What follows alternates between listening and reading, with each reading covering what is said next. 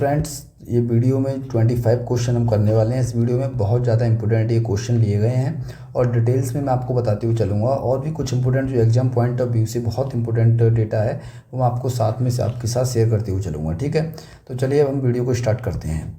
Video question number 1 है, under which rule आपके लिए यहाँ पर बताना है। डिसिप्लिनरी अथॉरिटी जो है एक्ट करती है आफ्टर रिकॉर्डिंग इट्स फाइंड। ठीक है, अपनी रिकॉर्डिंग जो उसने फाइंडिंग्स है उसको रिकॉर्ड करने के बाद में जो उसको मतलब चार्ज जो लगे हैं गवर्नमेंट एम्प्लॉय है उस पर, ठीक है, और एविडेंस लेने के बाद में, ठीक है, तो वह जो कार्रवाई करना शुरू करता है। ठीक है, मतलब जो डिसिप्लिनरी अथॉरिटी है हर चार्ज जो उसके चार्ज लगे हैं उस पर, जो भी गवर्नमेंट एम्प्लॉय उस पर चार्ज जो लगे हुए हैं उस पर जो है जो फाइंडिंग्स हैं उनको रिकॉर्ड करना और उनको जो भी एविडेंस हैं उनको लेने के बाद जो एक्ट करता है, कार्रवाई जो करता है, किस रूल के तहत करता है, तो रूल नंबर 15 इसका आंसर हो जाएगा। ठीक है, रूल नंबर 15 आपको याद रखना है। अच्छा, अब ये जो क्वेश्चन है ये है CCA रूल्स से क्वेश्चन है। ठीक है, यहाँ से कौन कौन से क्वेश्चन पूछे जाते हैं डायरेक्ट वो आपको याद रखना है। जैसे CCA की फुल फॉर्म पूछी जाती है तो CCA की फुल फॉर्म आपको यहाँ पर याद रखनी है। ठीक है, क्लासिफिकेशन। ठीक है, क्लासिफिकेशन मैं आपको बता चुका हूँ कई बार, तो थोड़ा सा फास्ट तरीके से बताऊंगा मैं। ठीक है, क्लासिफिकेशन, कंट्रोल एंड अपील। ठीक है, क्लासिफिकेशन, कंट्रोल एंड अपील है ये। ठीक है, और इसकी डेट आपको याद रखनी है 1 दिसंबर 1965। ठीक, 1 दिसंबर 1965 आपको इसकी डेट याद रखनी है। यहाँ से क्वेश्चंस पूछे जाते हैं, जैसे पोस्ट को जो है कितने, मतलब क्लासिफिकेशन ऑफ पोस्ट जो पूछा जाता है, पोस्ट को कितने उसमें डिवाइड किया गया है। ठीक है, सर्विसेज को तो आपको याद रखना है कि 1 से लेकर 5 तक जो है ये ग्रुप सी की सर्विस होती हैं, 6 से लेकर 9 तक ग्रुप बी की, और 10 से लेकर 18 तक जो है ग्रुप ए की सर्विसेज रहती हैं। ठीक है, डी की सर्विस जो है इन्हें अबॉलिश कर दिया गया है। ठीक है, 2018 में इन्हें अबॉलिश कर दिया गया था। ठीक, और इसके अलावा अपॉइंटमेंट से संबंधित भी क्वेश्चन आते हैं। ठीक है, जैसे ग्रुप ए के लिए जो होता है प्रेसिडेंट या फिर कोई भी डेलीगेटेड, जो भी प्रेसिडेंट ने कोई किसी अथॉरिटी के लिए ये पावर डेलीगेट कर रखी है तो वो डेलीगेटेड ऑफिसर होगा। और ग्रुप बी की अगर हम बात करें, बी या सी या डी, तो जो भी जो है शेड्यूल्स में दी गई है, जिसके बारे में मैंने आपको बताया भी था। ठीक है, जैसे ग्रुप सी के लिए डायरेक्टर, ठीक, और ग्रुप बी के लिए जो है प्रेसिडेंट डेलीगेशन जो ऑफिसर है वो सब रहते हैं। ठीक, और इसके अलावा क्वेश्चन जो आते हैं पेनल्टी से भी काफ़ी क्वेश्चन पूछे जाते हैं। पेनल्टी से आप यहाँ पर ध्यान रखेंगे, एक तो रूल नंबर 11 का याद रखेंगे और एक रूल नंबर 14 का या 14 का याद रखेंगे। ठीक है, क्योंकि 14 जो है, रूल नंबर 14 को आप डायरेक्ट याद रखेंगे। इसमें बताया गया है क्या, procedure of major penalties, procedure of major penalties बताया गया है। रूल नंबर 11 में पेनल्टीज़ के बारे में बताया गया है। ठीक है, जो रूल नंबर 11 में पेनल्टीज़ के बारे में जो बताया गया है, ठीक है, इसे ज़रा समझ लीजिएगा।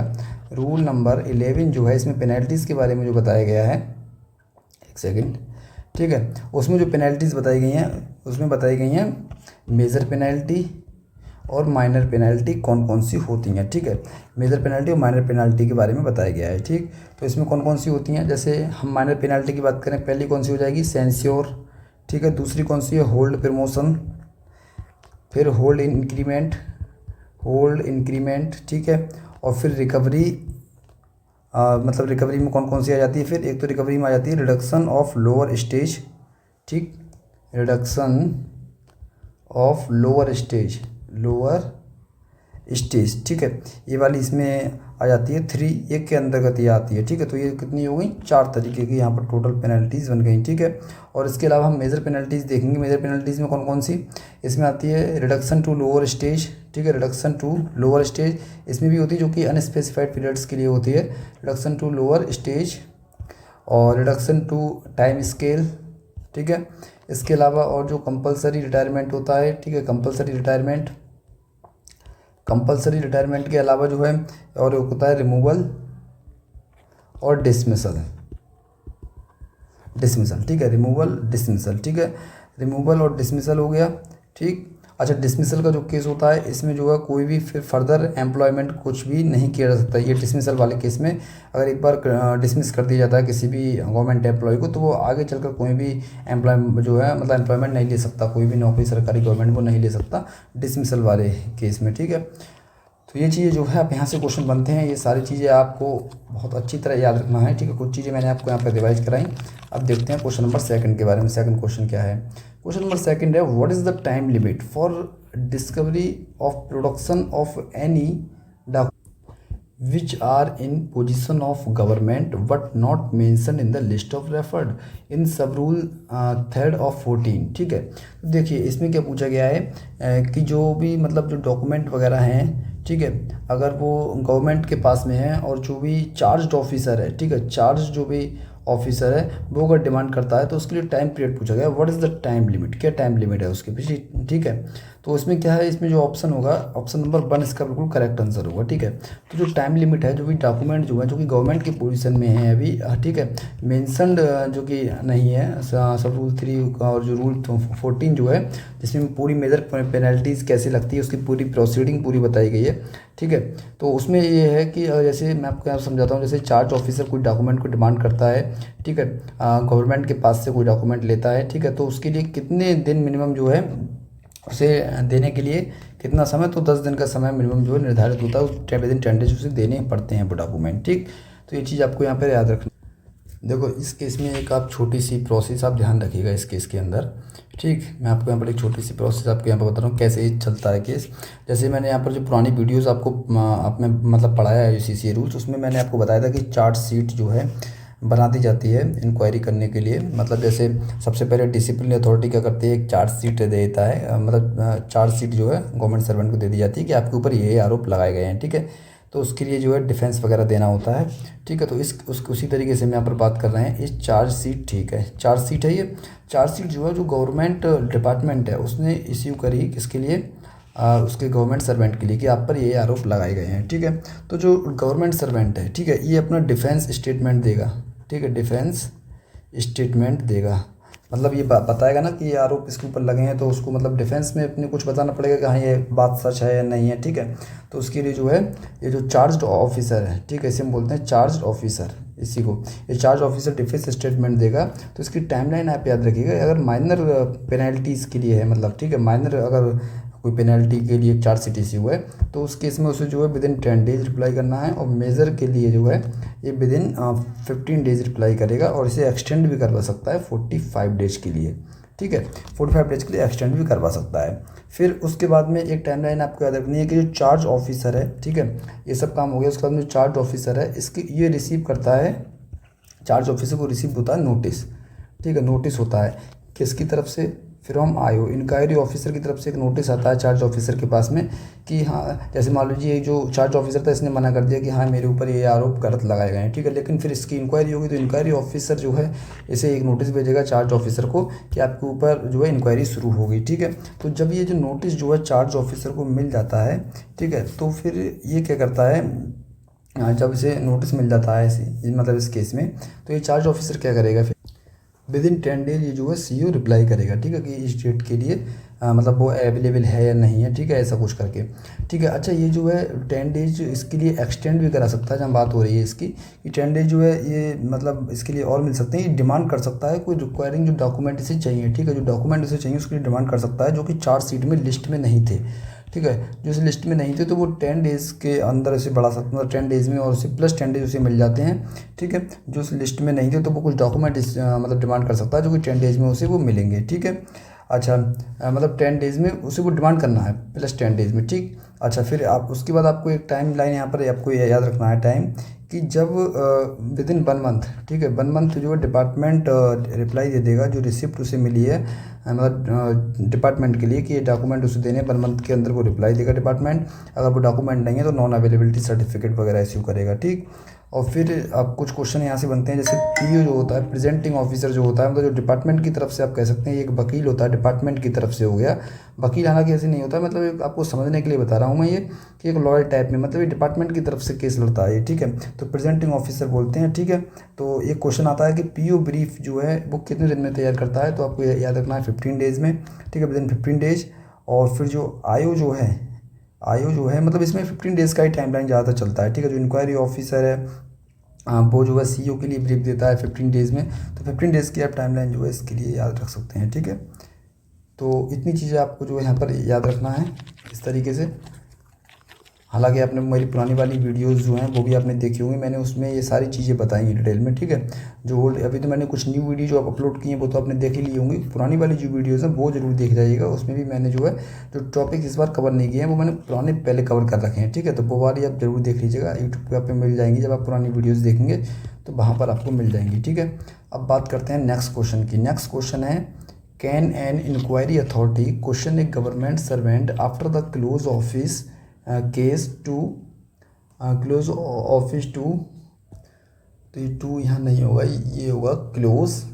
क्लोज ये पूरी लाइन गलत है, मैं आपको लिख देता हूँ क्लोज, ठीक है। Close to enable him, close to close एक, मैं आपको पूरा सही तरीके से लिख देता हूँ यहाँ पर, ठीक है। Can an inquiry authority question a government servant after the, ठीक है, after the close of his case, ठीक है, of his case to enable him explain himself any circumstances appearing in the evident against him. तो इसमें पूछा गया है जो भी इंक्वायरी अथॉरिटी होती है, ठीक है, केस के बंद हो जाने के बाद में जो भी मतलब एविडेंट जो वगैरह हैं उनको उसको स्पष्ट तरीके से समझने के लिए क्या दोबारा इंक्वायरी कर सकता है वो चार्ज ऑफिसर से, ठीक है। तो ये इसमें पूछा गया है, तो इसका ऑप्शन यस हो जाएगा, ठीक है, वो कर सकता है। क्वेश्चन नंबर 4 देखिएगा, whose advice is required to be taken before initiating criminal proceeding, ठीक है। तो क्रिमिनल प्रोसीडिंग में जो किसकी एडवाइस ली जाएगी, अगर क्रिमिनल प्रोसीडिंग इनिशिएट करना है तो इसे स्टार्ट करने से पहले गवर्नमेंट काउंसिल की एडवाइस लेना बहुत ज़्यादा ज़रूरी है। तो ये आपको यहाँ याद रखना है यहाँ से, ठीक है। यहाँ से क्वेश्चन जो है पूछ जाता है तो उसके लिए आप जो है याद रखेंगे यहाँ। नेक्स्ट क्वेश्चन है, क्वेश्चन नंबर 5 है, what are the contents of the appeal, representation of the official, brief explanation of the cases और order of the discipline authority against which appealed, complete material statement and arguments. तो option number 4 इसका correct answer होगा। Appeal क्या है, complete material statement and argument. मतलब ये है कि जो अपील जब की जाती है तो अपील क्यों की जाती है, जो केस हुआ है उसके ऊपर उसको जो रिजल्ट जो आया है वो उसे पसंद नहीं है, तो उसके बाद में अपने आप को वो बेगुनाह साबित करने के लिए तो अपील करता है। तो उस अपील में क्या होना चाहिए, complete material statement and arguments होने चाहिए, जिससे उसको क्या है अच्छी तरीके से उस केस को दोबारा एनालाइज किया जा सके, ठीक है। तो ये बिल्कुल करेक्ट है, यहाँ पर जो है 4th वाला बिल्कुल सही होगा ऑप्शन। और अपील के केस में आपको यहाँ पर ये याद रखना है, अपील के केस में कि ये जो है सो मोटो नहीं होती, ठीक है, ये सो मोटो नहीं होगी। इसके लिए क्या है, जो गवर्नमेंट सर्वेंट जो है वही रिक्वेस्ट करेगा, ठीक। और ये विद इन 45 डेज होनी चाहिए, विद इन 45 डेज, ठीक है। जो भी फैसला आया है उसमें पेनल्टीज़ वगैरह कुछ लगी है तो उसके विद इन 45 डेज में अपील होनी चाहिए, ठीक है। ऐसे ही एक चीज़ होती है रिवीजन, ठीक है। रिवीजन जो है ये सो मोटो भी होती है, ठीक है, सो मोटो, और गवर्नमेंट सर्वेंट की रिक्वेस्ट पर भी हो जाती है, ठीक है। प्रेसिडेंट सो मोटो से भी इसे मतलब रिवीजन कर सकते हैं किसी भी केस के लिए, ठीक है। तो प्रेसिडेंट, ठीक है, कर सकते हैं इसके लिए, ठीक। और रिवीजन के लिए टाइमलाइन क्या है, विद इन 6 मंथ, ठीक, विद इन 6 मंथ इसकी टाइमलाइन है। बट इस केस में क्या है कि अपील ना की गई हो तो भी रिवीजन संभव हो सकता है, ठीक। और जो रिव्यू वाला जो केस आता है, रिव्यू भी जो है सुयो मोटो हो जाती है, ठीक है, गवर्नमेंट सर्वेंट की रिक्वेस्ट पे हो जाती है, ठीक है। और ओनली प्रेसिडेंट रिव्यू कर सकते हैं बस किसी भी केस को, ठीक है, ओनली प्रेसिडेंट, ठीक। तो ये चीज़ें जो आप यहाँ पर याद रखिएगा। क्वेश्चन नंबर 6 है, which of the following does not form a part of the records to be submitted to the authority with appeals and petition. तो अपील्स एंड पिटीशन में क्या रिकॉर्ड्स जो है इसमें पार्ट नहीं है वो आपको यहाँ पर बताना है, ठीक है। तो सर्विस बुक, ठीक है, और इसके अलावा brief history of the case और illegal replied of the case, CR dossier of the officials. तो ये जो है CR डोजियर्स ये सब चीज़ें जो है इसका पार्ट मानी जाती हैं, ठीक है। और बाकी जो ये लीगल हम बात कर रहे हैं, बाकी जो ये लीगल जो रिप्लाइड है, ये लीगल जो मतलब लीगल रिप्लाई जो बनता है, ठीक है, यहाँ पर जो लिखा है ये legal reply to the case, जो मतलब लीगल रिप्लाई जो है ये जो है इस रिकॉर्ड का पार्ट्स नहीं माना जाता है, ठीक। तो ऑप्शन नंबर 3 इसका यहाँ पर करेक्ट आंसर होगा, ठीक। क्वेश्चन नंबर 7 है, which rule provision of CCS CCA rules is to be considered by the appellate authority in case of appeal against the order of suspension. तो इसमें रूल्स पूछा गया है, कौन सा रूल्स प्रोविजंस के बारे में बात करी गई है।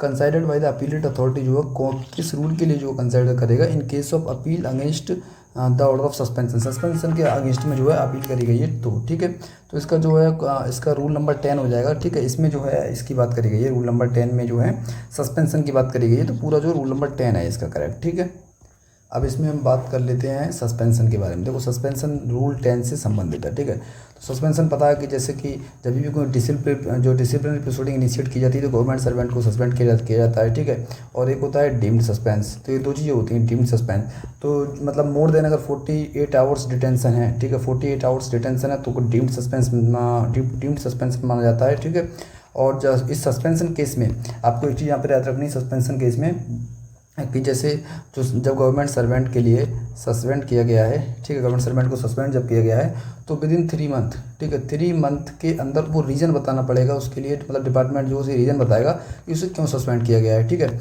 और इसमें जो मतलब रीज़न बताना पड़ेगा, और उसके बाद में 3 महीने के इसके 3 महीने के बाद में जो गवर्नमेंट सर्वेंट है इसके बाद में विद इन 45 डेज, ठीक है विद इन 45 डेज वो अपील कर सकता है। ठीक, और इसके अलावा जो गवर्नमेंट सर्वेंट को जब सस्पेंड किया गया है तो जो है विद इन मतलब 90 डेज़ में, ठीक है 90 डेज़ के अंदर अंदर दोबारा उसका रिव्यू करना पड़ेगा कि उसको सस्पेंशन बढ़ाना है। ठीक है, या फिर उसका सस्पेंशन जो है मतलब बढ़ाना है या फिर नहीं बढ़ाना है। ठीक है, फिर इतने तक ही रखना है। ठीक, उसे रिव्यू करा जाएगा, रिव्यू कमेटी बनती है। ठीक है, रिव्यू कमेटी बनेगी, इस कमेटी में 3 मेंबर्स होते हैं। ठीक, और इसमें अगर एक बार में मैक्सिमम जो बढ़ा सकते हैं वो अप टू 180 डेज़ तक ही बढ़ा सकते हैं, अप टू 180 डेज़ ठीक है बढ़ा सकते हैं। ठीक, और सस्पेंशन के बाद में आपको एक चीज़ और याद रखनी है, सस्पेंशन में कोई सैलरी नहीं मिलती है। ठीक है, सस्पेंशन में पूछा कोई सैलरी मिलती है तो सैलरी जो है सस्पेंशन वाले केस में नहीं मिलती है। ठीक है, इसमें क्या है, सस्पेंशन वाले केस में अलाउंस जो मिलता है। ठीक है, अलाउंस मिलता है मतलब इसमें जो सैलरी तो मिलती है, सैलरी इसमें जो है इसमें जो सैलरी मिलती है सब्सिस्टेंस अलाउंसेस उसे बोला जाता है। ठीक है, मतलब अगर सैलरी पूछ जाए तो सैलरी नहीं मिलेगी लेकिन तो उसे कुछ तो पैसा मिलता होगा तो उसे बोलते हैं सब्सिस्टेंस अलाउंसेस। ठीक है, सब्सिस्टेंस अलाउंसेस ऐसे बोला जाता है, और ये मतलब सैलरी का आधा होता है। ठीक है, मतलब HPL मान कर ही दिया जाता है, जैसे हाफ पे लीव पर जो मिलता है वही सेम मिलता है, सैलरी का ये आधा रहता है। ठीक है, FR 53 में इसकी बात करी भी गई है। ठीक है, तो ये सब चीज़ें जो हैं, और इसको जो है ऐसा नहीं है कि इसे आधा ही मिलेगा, मतलब रिव्यू के बाद में जो है इसे मतलब बढ़ाया भी जा सकता है। ठीक है, और इसे जो घटाया भी जा सकता है। ठीक है, इसे घटाया या बढ़ाया भी जा सकता है, ये आपको याद रखना है। और इसमें जो है इसमें जो भी सैलरी मिलती है, मतलब ये सैलरी मतलब ये सब्सिस्टेंस अलाउंसेस जब मिलता है तो जो ऑफिसर होता है वो ऑफिस में नहीं आता है। ठीक है, मतलब अटेंडेंस ही सिर्फ उसकी लगती है, उस केस में ऑफिस में वो नहीं आता है और वो कहीं और भी काम नहीं कर सकता। इसके लिए NPC एक सर्टिफिकेट है, नॉन प्रोडक्शन सर्टिफिकेट, वो जमा करता है। 180 दिन ही मतलब पैसा मिल सकता है उसके ना, फिर उसे वो जमा करना पड़ेगा। ठीक है, तो ये सारी चीज़ें जो हैं कुछ आप याद रखिएगा, यहाँ पर इम्पोर्टेंट रहेंगी। ठीक है, तो हमने कहाँ पर देख लिया था, तो क्वेश्चन नंबर 7 तक देखा था। ठीक, तो इसका आंसर हो जाएगा ये रूल नंबर 10। ठीक, अब बात करते हैं क्वेश्चन नंबर 8 की। क्वेश्चन नंबर 8 है, who can allow for personal hearing in a major penalty cases. ठीक है, मेजर पेनल्टी केसेस में पर्सनल हियरिंग कौन अलाउ कर सकता है, तो ये अपीलिएट अथॉरिटी है। अपीलिएट अथॉरिटी ऐसा जो है अलाउड कर सकती है। ठीक, फिर है question number 9, in UPSC consultation necessary for remanding in a case of revision of penalty. तो रिवीजन ऑफ पेनल्टी के केस में, ठीक है पेनल्टी जो उसका रिवीजन के समय UPSC की कंसल्टेशन नेसेसरी होती है। Necessary for in all cases नहीं, not necessary when president set aside the proceedings. ठीक, और मैंडेटरी इन सर्टेन केसेस, तो ये वाला ऑप्शन सही होगा, ऑप्शन नंबर 3। कुछ केसेस में जो है इसकी ज़रूरत पड़ती है। ठीक है, सभी केसेस में इसकी आवश्यकता नहीं पड़ती है। क्वेश्चन नंबर 10 है, who is the custodian of listed document in a departmental inquiry till the inquiry proceeding are over and report is submitted to the DA। ठीक है, डिफेंस असिस्टेंट। तो इसका क्या होगा आंसर, इसका हो जाएगा जो इसमें मतलब हु इज़ द कस्टोडियन, ये कस्टोडियन कौन है लिस्टेड डॉक्यूमेंट का, ये हो जाएगा प्रेजेंटिंग ऑफिसर। ठीक है, जो प्रेजेंटिंग ऑफिसर होता है वही होता है कस्टोडियन। ठीक, क्वेश्चन नंबर 11 है, who maintain A daily order seat. तो जो डेली ऑर्डर जो सीट बनाई जाती है वो इंक्वायरी ऑफिसर्स जो होता है उसके द्वारा बनाई जाती है। ठीक, क्वेश्चन नंबर 12 है, how many disciplinary cases can an assistant, ठीक है कैन एन असिस्टेंट रिटायर्ड, तो ये रिटायर्ड गवर्नमेंट सर्वेंट है, ये यहाँ हो जाएगा retired government servant have at a time while assisting an accused officer. तो ये असिस्टेंट मतलब ये जो रिटायर्ड गवर्नमेंट सर्वेंट है, ठीक है और ये जो मतलब अक्यूज्ड ऑफिसर है उसके बचाव में रिटायर्ड गवर्नमेंट सर्वेंट उसका डिफेंस असिस्टेंट के रूप में कितने केसेस ले सकता है, तो 7 केसेस ये जो है ले सकता है। ठीक है, तो ऑप्शन नंबर सेकंड इसका करेक्ट आंसर होगा। मैंने जो सीसीए वाली क्लास आपको कराई है उसमें डिटेल में आपको बताया भी है कि कौन कौन कितने कितने केसेस के लिए ले सकता है। ठीक, क्वेश्चन नंबर 13 है the rate of subsistence allowances is prescribed इन। तो देखिए इसके हम बात कर रहे थे सब्सिस्टेंस अलाउंसेस जो कि सस्पेंशन पर जब गवर्नमेंट सर्वेंट होता है तो ये दिया जाता है। तो FR 53 में इसकी बात करी गई है। ठीक है, मैंने आपको ऊपर ही बताया था, FR 53 आप इसके लिए याद रखें। ठीक, अब ये क्या है, ये है which committee recommended has given freedom to officer express their different views.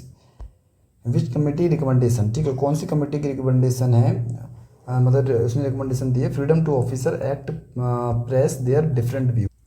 तो इसका करेक्ट आंसर क्या होगा, option number second, estimate committee recommendation. ठीक है, मतलब हर ऑफिसर्स के पास अपने डिफरेंट व्यूज़ रखने की स्वतंत्रता है, तो ये एस्टीमेट कमेटी रिकमेंडेशन हो जाएगा। ठीक है, क्वेश्चन नंबर 15 है rule of CCS conduct rules speaks about insolvency and habitual debtness. ठीक है, तो इंसॉल्वेंसी एंड हैबिचुअल डेप्टनेस आपने कंडक्ट रूल वाली क्लास देखी होगी, आप बहुत आराम से बता पाएंगे। रूल नंबर 17, ठीक है, रूल नंबर 17 जो है जो इंसॉल्वेंसी एंड हैबिचुअल जो इंडेप्टनेस होती है उसके बारे में बताता है। हालांकि रूल वाले क्वेश्चन कुछ कम पूछे जाते हैं, लेकिन फिर भी कुछ रूल आपको जो है याद रखने चाहिए। जैसे इसमें रूल नंबर 10 जो दिया गया है एक इसके बारे में बताता है एविडेंस बिफोर कमेटी। जो कमेटी के सामने जो एविडेंस रखने की जब बात आती है, जैसे प्राइवेट इंक्वायरी कोई हो रही है तो उसके डिपार्टमेंट से परमिशन लेनी पड़ेगी। ठीक है, और कोई गवर्नमेंट इंक्वायरी है तो फिर उसके लिए परमिशन की आवश्यकता नहीं है, इस तरीके से इसमें बताया गया है। ठीक है, और रूल नंबर 5 जो है जो कि पॉलिटिक्स से रिलेटेड है, मतलब टेकिंग पार्ट इन पॉलिटिक्स, तो वो उसके बारे में बात है कि पॉलिटिक्स का नेचर कौन, मतलब पॉलिटिकल पार्टीज़ का जो मतलब नेचर है वो गवर्नमेंट डिसाइड करेगी। गवर्नमेंट ऑफिसर्स पॉलिटिकली मतलब अपने आप को ज्वाइन नहीं कर सकता, मतलब किसी पॉलिटिकल पार्टी को। ठीक है, ये बताया गया है। और इसके अलावा जो है इसमें और भी कई सारे जो हैं मतलब इम्पोर्टेंट काफ़ी रूल्स आते हैं, जैसे रूल नंबर 16 भी इम्पोर्टेंट है, रूल नंबर 18 भी इम्पोर्टेंट है जो कि इमूवेबल प्रॉपर्टी के बारे में, मूवेबल प्रॉपर्टीज़ के बारे में है। ठीक है, रूल नंबर 15 बहुत ज़्यादा इंपॉर्टेंट है जो कि प्राइवेट ट्रेड के बारे में है। ये सब कुछ रूल्स आप जो है याद रख सकते हैं। ठीक है, बाकी ये सब जो है सारे रूल्स इतने मतलब कुछ रूल आप याद रखिए, ज़्यादा रूल्स नहीं पूछे जाते हैं। ठीक है, क्वेश्चन नंबर 16 है can a government servant married ये person of nationality other than India. मतलब जो गवर्नमेंट सर्वेंट है वो अदर देन इंडिया के किसी मतलब अदर देन इंडिया का जो भी मतलब मेल है फीमेल है जो भी मतलब उनसे शादी कर सकता है, अदर देन इंडिया फॉरेनर से शादी कर सकता है या नहीं, ऐसा इसमें पूछा गया है। तो इसका आंसर क्या होगा, मतलब कर सकता है लेकिन must intimate the fact to the government. ठीक है, गवर्नमेंट के लिए जो है इसके बारे में बताना पड़ेगा। ठीक है, तो ये किस में बात बताई गई है, ये बताया गया है रूल 21 में। ठीक है, रेस्ट्रिक्शन रिगार्डिंग मैरिज के बारे में बताया गया है कि गवर्नमेंट सर्वेंट जो है अदर देन इंडिया के पर्सन से शादी कर सकता है, बट उस केस में उसके लिए must intimate the fact to the government को, अपने डिपार्टमेंट को बताना पड़ेगा। ठीक है, क्वेश्चन नंबर 17 देखिएगा, क्वेश्चन नंबर 17 है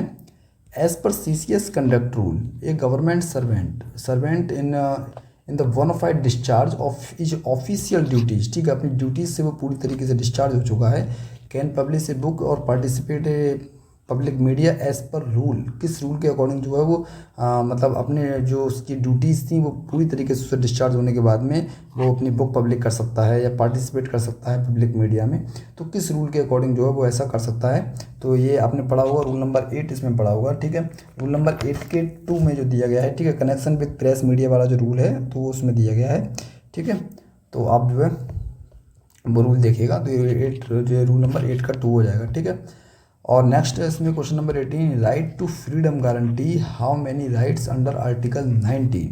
ठीक है, तो 19 जो आर्टिकल है उसके अंदर कितने राइट्स आते हैं, कितने राइट्स उसमें आते हैं जो 19 आर्टिकल है, तो इसमें कितने राइट्स आते हैं, 6 राइट्स जो हैं 19 आर्टिकल्स के अंडर में आते हैं। जैसे 19(1) होता है, 19(1) का जो है ए, ठीक है, फ्रीडम ऑफ स्पीच की बात करता है। ठीक है, वही 19(1)(b) जो है वो किसकी बात करता है, फ्रीडम ऑफ असेंबल पीसफुली, ठीक है।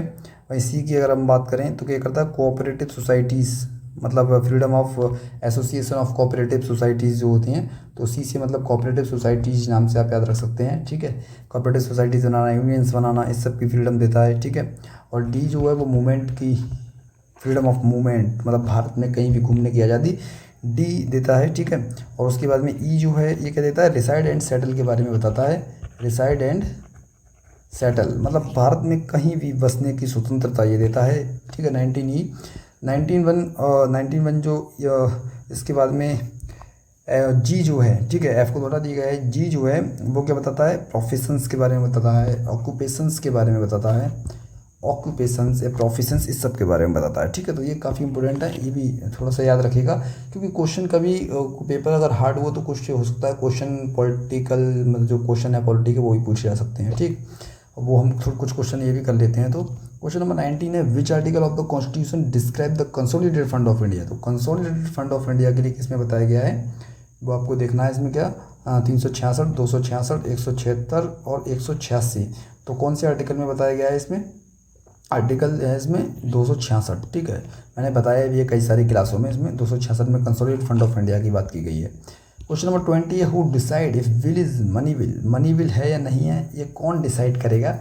तो प्रेसिडेंट या speaker of the house of the people या द फाइनेंस मिनिस्टर या फिर प्राइम मिनिस्टर। तो इसका ऑप्शन नंबर सेकंड होगा, speaker of the house of the people ये डिसाइड करेगा बिल मनी विल है या नहीं। तो इसका भी जो है ऑप्शन नंबर 2 इसका करेक्ट आंसर होगा। इसका अगर आर्टिकल पूछा जाए तो आपको आर्टिकल 110 इसमें याद रखना है, ठीक है।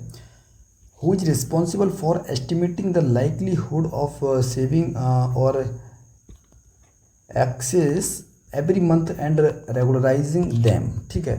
तो इसके लिए कौन, मतलब एक्सेस अगर एवरी मंथ का जो भी इसका मतलब एक्सपेंडिचर वगैरह जो है सेविंग्स वगैरह, ठीक है, तो उसके लिए जो है कौन इसके लिए रिस्पॉन्सिबल है। तो मैंने ये क्वेश्चन कराया था आपको एक उसमें क्लास में, वो है कंट्रोलिंग ऑफिसर्स, ठीक है। तो ऑप्शन नंबर सेकंड इसका करेक्ट आंसर होगा, ठीक। क्वेश्चन नंबर 22 है, separate account shall be kept for, separate accounts बनाए जाते हैं, ठीक है, किसके लिए, फिक्स एसेट्स, लाइब्रेरी बुक्स के लिए, कंज्यूमेबल्स के लिए। तो ऑल द अबव उसमें हो जाएगा, ठीक है। GFR 22, 23 और लाइब्रेरी GFR 18 और इसका कंज्यूमेबल का कौन सा था 23। तो इन तीनों में बात करी गई है कि इसमें जो है इनके सेपरेट अकाउंट्स बनाए जाएंगे, ठीक है। और इसमें कंज्यूमेबल और फिक्स एसेट्स जो है, ठीक है, ये जो कंज्यूमेबल्स है और जो फिक्स एसेट्स जो है, एक सेकंड में आपको थोड़ा सा इस तरीके से बता दूं। इसमें एक तो ये हो गया, ये फिक्स एसेट्स और ये कंज्यूमेबल जो है, इनका जो है एक साल में एक बार वेरिफिकेशन होगा इनका, ठीक है। वंस इन ए ईयर जो है इनका वेरिफिकेशन होगा। और जो लाइब्रेरी की बुक्स जो होती हैं तो इनको क्या मतलब कराया गया है, जैसे मान लीजिए 20,000 रुपये तक की किताबें अगर हैं तो एवरी ईयर, ठीक है, एवरी ईयर 20,000 से 50,000 तक जो हैं फिर, तो उस केस में जो है 3 साल में एक बार, ठीक है, 3 ईयर्स में एक बार। और अगर मान लीजिए 50,000 से ऊपर की लाइब्रेरी की बुक्स वगैरह हैं तो उस केस में 1 in 3 ईयर, ठीक है। तो वही रहेगा 1 in 3 ईयर, ठीक। इसका जो है इस तरीके से फिर वेरिफिकेशन वगैरह किया जाता है, ठीक है। और फिर इसमें जो है डिस्पोजल वगैरह भी किया जाता है, मतलब कैसे इसका डिस्पोज कर सकते हैं। तो डिस्पोजल केस में आप यहाँ पर याद रखेंगे पूरे का कि जो लेस देन अगर 4 लाख है, ठीक है, लेस, एक सेकंड में इसको दोबारा साफ करके लिख देता हूँ, लेस देन 4 लाख, ठीक है। तो कॉम्पिटेंट अथॉरिटी जो होती है वो डिसाइड करती है, ठीक है, कॉम्पिटेंट अथॉरिटी जो वो डिसाइड करेगी। अगर मान लीजिए एबव है 4 लाख से एबव है इसके प्राइस, तो वो उसको जो ओपन टेंडर या फॉरवर्ड ऑक्शन जो कुछ होता है उसके थ्रू जो है इसका डिस्पोजल किया जाता है, ठीक है। तो यह बात आप यहाँ पर याद रखेंगे। फिर क्वेश्चन नंबर 23 है, no claim for payment from the contractor should be entertained after a lapse. तो टाइम इसमें पूछा गया है ऑफ रेजिंग द क्लेम, ठीक है। तो इसमें टाइम पूछा गया है, क्या होगा इसका आंसर। तो इसका आंसर हो जाएगा 3 साल, ठीक है। मतलब जो है 3 साल तक ही वो जो है क्लेम कॉन्ट्रैक्टर जो है क्लेम कर सकता है। 3 साल के बाद में जो है फिर उसका कोई भी क्लेम जो है एंटरटेन नहीं किया जाएगा। तो इसमें जो है ऑप्शन नंबर 4 इसका बिल्कुल जो है करेक्ट आंसर हो जाएगा, ठीक है। और इसमें आपको एक चीज़ याद रखनी है कि जितने भी कॉन्ट्रैक्ट जो लिए जाते हैं डिपार्टमेंट उसमें जो भी मतलब गवर्नमेंट में, वो बिहाफ किसके बिहाफ पर होते हैं, प्रेसिडेंट के बिहाफ पर होते हैं जितने भी कॉन्ट्रैक्ट होते हैं, ठीक है। और इस केस में कोई क्वेश्चन और भी जैसे पूछा जा सकता है, जैसे मतलब कॉन्ट्रैक्ट की अगर हम बात करें यहाँ पर, तो इसमें जो लेटर ऑफ एक्सेप्टेंस जो होता है उसके 21 डेज़ के अंदर जो है, मैंने आपको पहले बताया था कॉन्ट्रैक्ट जो है एग्जीक्यूट हो जाना चाहिए, ठीक है। और 3 साल के बाद जो क्लेम नहीं किया जा सकता, ये सब चीज़ें हैं इसमें, ठीक है, याद रखिएगा आप। नेक्स्ट है question number 24, special repair to newly purchased और प्रोविजनली एबंडेंट बिल्डिंग्स और structures are in category of, ठीक है। तो स्पेशल रिपेयर्स है या फिर न्यूली परचेज है किसी बिल्डिंग का, तो वो किस तरीके का वर्क है, ओरिजिनल वर्क है, माइनर वर्क है, रिपेयर वर्क्स है, मेजर वर्क्स है, क्या है इसमें आपको बताना है। तो ये क्या होगा इसमें, तो इसमें जो होगा वो ऑप्शन नंबर ए इसका करेक्ट आंसर होगा। ये इसकी कैटेगरी क्या है, ओरिजिनल वर्क्स के अंडर आता है।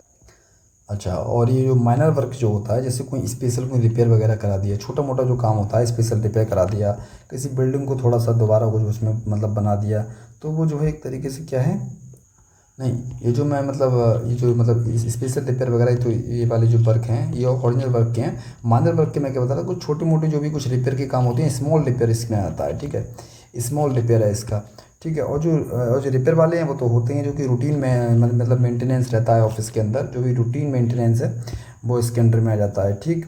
जैसे कि एग्जांपल के तौर पे माने पेंटिंग वगैरह है, ठीक है, इस तरीके के वर्क जो है रिपेयर वर्क्स के अंडर में आ जाते हैं, ठीक है। अच्छा, मेजर वर्क्स इसमें क्या होता है, इनमें कोई बहुत बड़ी बड़ी मतलब कोई बड़ी स्कीम्स वगैरह जो कुछ चल रही हैं बढ़िया स्कीम्स, मतलब कह सकते हैं पूरी एक तरीके से पूरा प्रोजेक्ट जिसमें चल रहा हो, ठीक है, प्रोजेक्ट हम कह सकते हैं, बड़ा प्रोजेक्ट जो चल रहा हो वो सारे इसमें कोई बड़ा प्रोजेक्ट है, इसके अंदर बहुत बड़ी बिल्डिंग वगैरह कुछ बननी है न्यू, तो ये सब जो मेजर वर्क के अंडर में आ जाते हैं, ठीक है। तो वो मेजर वर्क होते हैं, तो इसमें जो है ओरिजिनल वर्क इसका आंसर होगा, ये आप यहाँ पर याद रखिएगा। फिर नेक्स्ट क्वेश्चन कौन सा है, नेक्स्ट क्वेश्चन है the account of the government of India are kept in 2 part, 3 parts या फिर 4 पार्ट्स, 5 पार्ट्स। तो इसका ऑप्शन नंबर सेकंड सही होगा, 3 पार्ट्स, ठीक है। 3 पार्ट्स कौन कौन से जो गवर्नमेंट के अकाउंट होते हैं, एक तो होता है CFI जो कि जिसके बारे में अभी हमने बात की, consolidated fund of India, 266 article जिससे रिलेटेड है, ठीक है, कंसोलिडेटेड फंड ऑफ इंडिया। और एक कौन सा होता है, एक होता है ये भी CFI, मतलब ये होता है कंटीजेंसी फंड ऑफ इंडिया, ठीक है, ये होता है 267 में, जिसे हम बोलते हैं हिंदी में आकस्मिक निधि बोलते हैं जैसे, ठीक है। और एक होता है क्या, पब्लिक अकाउंट ऑफ इंडिया, ठीक है, पब्लिक अकाउंट ऑफ इंडिया, ठीक है। भारत का जो लोक लेखा होता है इसके, ये भी एक अकाउंट है गवर्नमेंट का, और ये 266(2) में आता है, ठीक है। तो ये चीज़ें जो हैं ये 3 इसमें जो है मतलब अकाउंट जो हैं 3 पार्ट्स में डिवाइड किए हैं गवर्नमेंट ऑफ इंडिया के, ठीक है। तो ये एक छोटी सी वीडियो थी, ठीक है, आपको कैसा लगा कमेंट्स में कमेंट करके जरूर बताइएगा, ठीक है। और इसमें एक चीज़ आपके लिए मैं कुछ और बताना चाहूँगा, इसमें जब वीडियो इतनी थोड़ी सी बड़ी हो रही है तो इसमें कुछ चीज़ें मैं और ऐड कर देना चाहता हूँ। कुछ क्वेश्चन कैट से रिलेटेड आते हैं, ठीक है, तो वो कुछ मैं आपको यहाँ पर बता देना चाहता हूँ। कैट से कुछ चीज़ें आप ज़रूर याद करके जाइएगा। देखिए इसमें आप क्या याद रख सकते हैं, सबसे पहले आपको कैट की फुल फॉर्म याद रखनी होगी, ठीक है। फुल फॉर्म क्या है, सेंट्रल एडमिनिस्ट्रेटिव ट्रिब्यूनल, ठीक है, सेंट्रल एडमिनिस्ट्रेटिव ट्रिब्यूनल इसकी फुल फॉर्म है, ये आपको याद रखना है। ये कब बना, ठीक है, ये आपको याद रखना है 1 नवंबर 1985 को, 1 नवंबर 1985 के लिए ये बना, ठीक है। अच्छा, ये जो बना था ये 42 जो अमेंडमेंट था, 42 में जो संविधान संशोधन था, ठीक है, अमेंडमेंट था, इससे ये बना है, जिसमें हमारा जो कॉन्स्टिट्यूशन है उसमें आर्टिकल, ठीक है, आर्टिकल 323A, एक सेकेंड 323A के लिए ऐड किया गया था, ठीक है। इसके 3238 जो मतलब 323 जो आर्टिकल है 323A के लिए ऐड करके ही इसे कैट को बनाया गया है, ठीक है, सेंट्रल एडमिनिस्ट्रेटिव ट्रिब्यूनल, ठीक है। इसमें क्या होता है, इसमें जो कोई मतलब सेंट्रल जो सिविल सर्वेंट जो होते हैं, ठीक है, सेंट्रल जो सिविल सर्वेंट हैं उनके केसेस लड़े जाते हैं, ऑल इंडिया सर्विसेज जो सर्वेंट हैं उनके केसेस लड़े जाते हैं, ठीक है।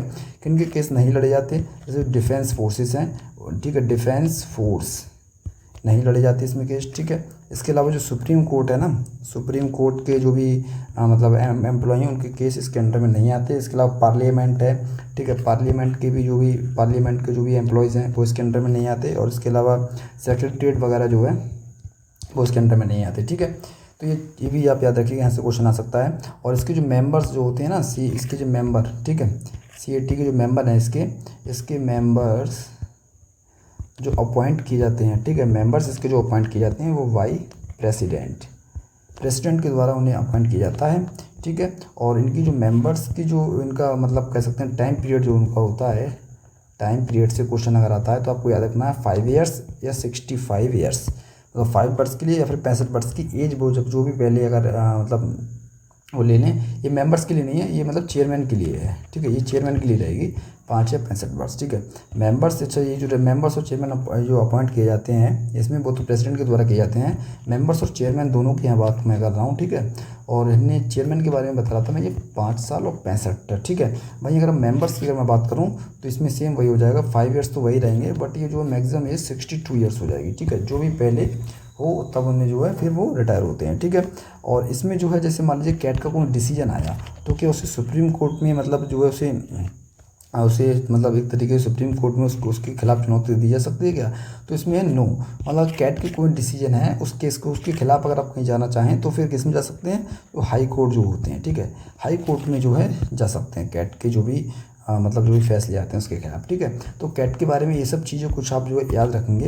ये क्वेश्चन आया था लास्ट ईयर कैट में, वो भी मैं बता देता हूँ यहाँ पर कि भारत में इसकी कुल कितनी ब्रांचेस हैं, ठीक है।